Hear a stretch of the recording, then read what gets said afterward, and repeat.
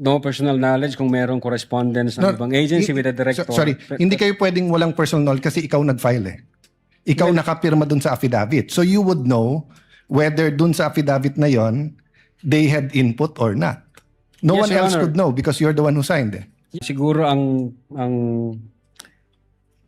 makakasagot po niyan si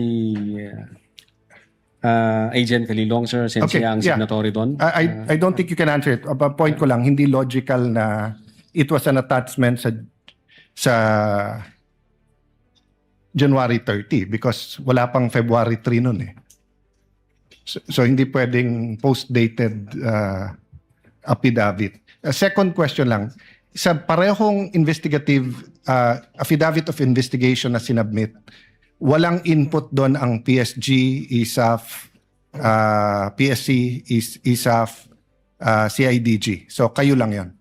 A statement, Your Honor, yung in-attach po namin. Yes. So what I meant is that questions kanina nung many here, including the Senate President Win Gatchalian, na did you consult the investigation ng PSC, etc. So nung final nyo to, walang input directly or indirectly ang Presidential Security Command, ang ISAF, ang PNP, CIDG, and anyone else, the National Security Council. So purely NBI to.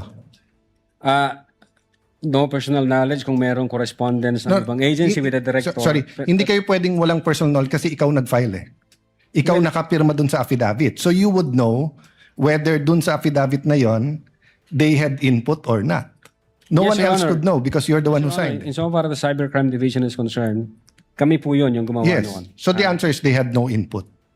Hindi ko alam kung... well, in so far as the affidavit is concerned, amin po yun, Your Honor. Now, kung correspondence between other agencies and the NBI, hindi ko na po alam kung may usapan Okay. yung Thank you. director Thank you, at saka ibang Mr. agency. Presiding Officer. Thank you.